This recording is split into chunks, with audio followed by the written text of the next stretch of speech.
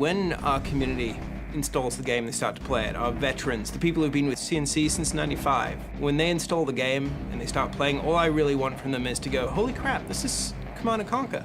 This feels like a Command & Conquer, a classic Command & Conquer game. It feels like Generals. So the core concepts in the original Command & Conquer RTS games were really about building a base, defending that base, and building an assault army that you could go attack the other base. First thing we said is we need to kind of wash the stain of CNC4 away.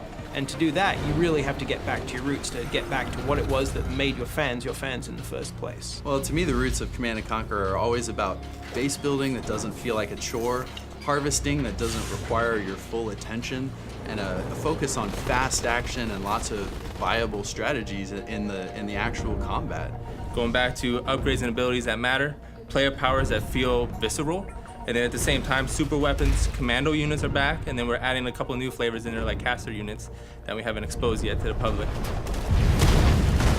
Well, we're all big Generals fans here, obviously. Looking at the old Generals, there's so many great ideas, so many great mechanics that they built in, so we were lucky to be able to cherry pick the ones we like the best. Now choosing the general is a big part of the game, just as important as choosing the faction you wanted to play. Now, it's like having hundreds of factions, let alone just 3. Each general will have its own set of abilities, upgrades, even player powers will change as well. Also, units will be dynamically taken out and different ones will be put in based off of what that niche of the general is. The new generals that we're adding to the armies are really going to keep the gameplay fresh, right? It should make the game fun, enjoyable, and interesting for years to come.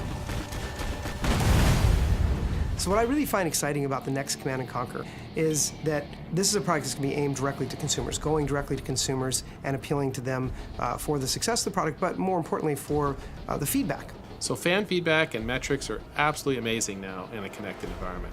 In the past, we just made a game, we put it in a box, we got the feedback years later, we could make a change in a sequel. Today, we can hear the fans immediately, we can look at the data, we can change stuff daily, weekly, monthly. We can engage in this sort of ongoing conversation with our fan base, where if, say there's a general that we put out that we didn't balance quite right, we will get that feedback immediately.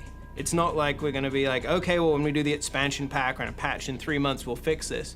It's going to be one of those things where we kind of grow together, and that's what we want to kind of breed. It's a live product, and we want to make sure that the community at the core is part of that rendition of making this game better.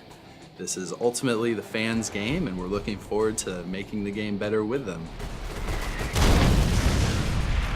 Absolutely, I'll play the new Command & Conquer when it comes out. I'm anxiously awaiting it, actually. Our #1 priority has always been to make this a really fun, excellent game. Everybody on the dev team loves the game, and they're doing the work where their heart is. So a lot of the times people stay late just to make sure that they make a better game because they care about what the franchise is. Everybody wants to make sure that they make the game that the community would love, and we're on the same page on trying to make it the best CNC possible.